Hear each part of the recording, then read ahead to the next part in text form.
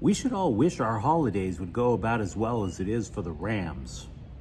Lincoln Riley once again has to tell the scribes he's not going anywhere, and the Chargers spin the wheel of destiny once again to find a way to protect Justin Herbert. Good morning. I'm James. This is your daily dose of sports and snark for the greatest sports city in the world, Los Angeles. This is the faithful Angelenos Morning Report. It is November 27, 2025. Welcome to Ice Station Alpha in Ann Arbor, Michigan. By the way, I do hope you have a happy Thanksgiving, but I'll be damned if I start talking about things about what LA teams should be thankful for. It's hack. It's scribes trying to get a quick, easy byline. We also have legit things to talk about today. So if you like being in the know about LA sports, clickety-clack the like button. Clickety-clack the subscribe button. There's a notification bell, hit that. It'll let you know when we drop an update. Sharing is caring, let people know we exist, and by all means comment. Now we have a quick look at the scoreboard today. Yesterday, USC basketball 88, Arizona State 75 in the Maui Invitational Final. Chad Baker Mazzara scored 23. USC is 7-0. I don't know if that means we should trust the Trojans program, but they are 7-0.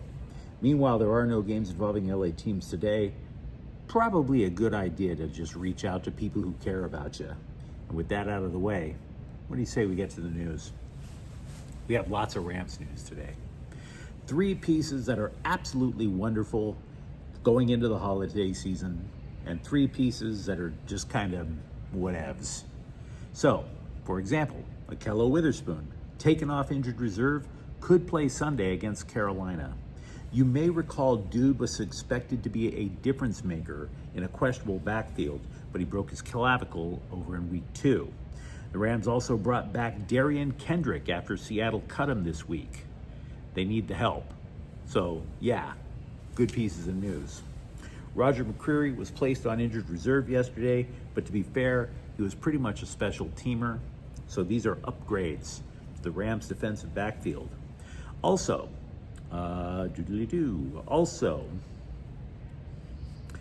to salve the loss of Tyler Higbee to injured reserve, they have added 10-year veteran tight end Nick Vannett. Don't expect too much from this guy, by the way, in terms of receptions. He's a pure blocking tight end. This is going to enable Sean McVay to keep calling plays in 13 personnel. And Tutu Atwell is off injured reserve, but let's be real.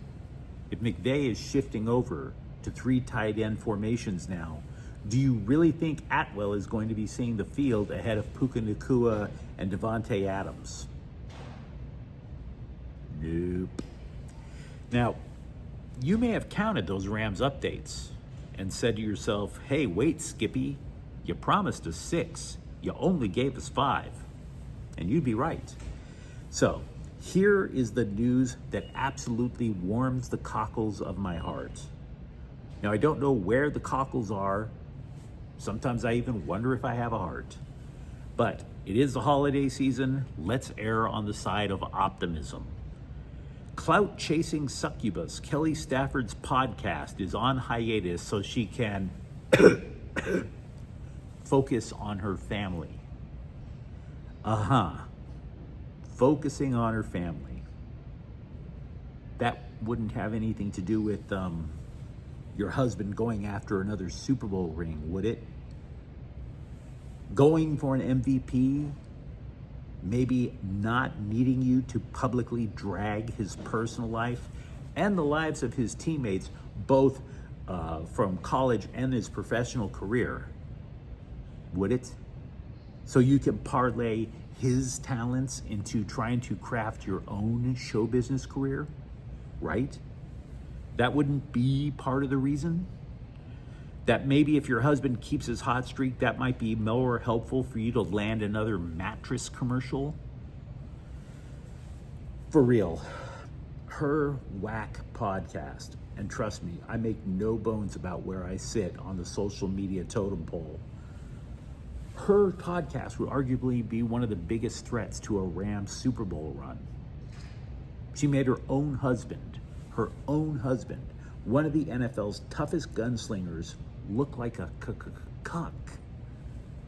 And the process, by the way, she also dragged down his former teammates both at Georgia and exposing what goes on in the Rams locker room. Do you want to know what could really threaten a Rams Super Bowl run? The only thing that this woman could have influenced is fracturing team culture. She was the cougar version of the DoorDash girl, just without the nudes. So yeah, feel free to focus on your family. Feel free to be present for your girls or focus on your mental health, whatever. Maybe if the Rams get another Lombardi trophy, Sleep Number will ask you to do a commercial on one of their mattresses again. So yeah, the best news. Kelly Stafford's podcast. Lincoln Riley once again assured the scribes who are so anxious to get him out of LA that he's staying on as USC football coach for the second time in 2 weeks, I might add. The scribes and their Mean Girls Act, I'm telling you. Any Trojans loss, the scribes want him fired. Any Trojans victory, they're asking if he's going to take a coaching vacancy somewhere else. This is a quote from the ESPN article. Tell me how stupid this sounds. That there are, quote, vacancies at LSU, Penn State, and Florida, among others. Riley's name has not been at the forefront of discussions, but it has come up, unquote. Yeah, it came up. It came up by the scribe standing next to you at the dispensary, bud. Also with USC, junior running back Wayman Jordan, who has not played since undergoing ankle surgery in October. He was spotted in full pads at practice, moving noticeably better. The timetable back for his return was 6 weeks at the most. Well, it's been 6 weeks. Riley played a little coy about it, saying that he doesn't expect Jordan to play. Either way, they're obviously going to be favored over UCLA. Meanwhile, for the Chargers, it's keep hope alive. Or better stated, keep Justin Herbert alive, please. How bad is this need? Well, we were all happy to learn Omarion Hampton was taken off injured reserve. And from the heavens came an audibly recognizable, blessed is he who takes the linebacker's eyes off our quarterback, Hosanna in the highest. Only yesterday we found out from Hampton that he wasn't simply dealing with an ankle sprain, it was broken. So that's suboptimal. The recovery time from a broken ankle, by the way, a sprained ankle is about 2, 4, 6 weeks. The minimum recovery time for a broken ankle is 6. It's supposed to be 3 months. So let me ask you, what do you think the chance is that Hampton is rushing things? Maybe even being influenced to rush things? Coming back at the barest of minimums? Like, I don't know, 100%? Meanwhile, the Bolts are also still trying to find anyone capable of protecting Herbert's blind side. The next man through the revolving door might be guard Jamari Salyer, shoved out to left tackle. Now, to be frank, I've honestly lost count of how many poor bastards were thrown out there against the opposing team's best pass rusher. It's been endless ever since Rashawn Slater's knee blew up like Nakatomi Plaza in Die Hard. I can consciously remember 4. I know there were more. The last guy was Trevor Penning. Herbert didn't even finish that game. Now, Salyer has played left tackle on and off for the Bolts since 2022. So, we'll see. LAFC has announced roster decisions after getting eliminated in Vancouver over the weekend. The surprising move to me is the club wants to retain goalie Hugo Lloris, who won a World Cup for France in 2018. Dude also played for Tottenham Hotspur alongside his current LAFC teammate, Son Heung-min. And to be frank, in LA, he's been meh. The dude's 38. What'd you expect? I'll tell you one thing I didn't expect. I didn't expect them to want him back this much. Brant Clark scored the game winner for the Kings when they edged Ottawa earlier in the week, which in a small way justifies what seemed to be an increase of trust from the coaching staff. The former 8th overall pick in 2021, he has benefited from extra minutes after Drew Doughty's injury. Doughty could be counted on for damn near half a game for the Kings. Clark is not there yet, but he's averaged more than 20 minutes in each of the last 4 games. He played about 16 minutes per game last year, so yeah, there is an uptick.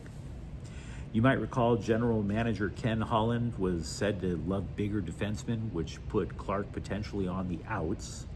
It's definitely why he overpaid for Cody Ceci and Brian Dumoulin, but I digress. Now Holland is calling Clark, quote, an important part of our future, unquote. And keep that in mind, because Clark is going to be a restricted free agent in the offseason. Lakers coach J.J. Redick believes DeAndre Ayton will return by the end of the week. Imaging on his right knee bruise didn't reveal anything particularly stressing. So as you can tell, even on Thanksgiving, lots of stuff to talk about. So you let me know what you think in the comments thread. Talk to me about how you feel all these news, all these updates on the Rams are going to play out. And for that matter, are you relieved or disappointed that Lincoln Riley once again has to reiterate he likes USC? And if you enjoyed this update, don't forget to subscribe to Faithful Angelenos. We're talking LA sports every single day, even on the holidays. Thanks for watching. I'm James, and we'll be back tomorrow. Faithful Angelenos is a Can Portel Queso production. Take care.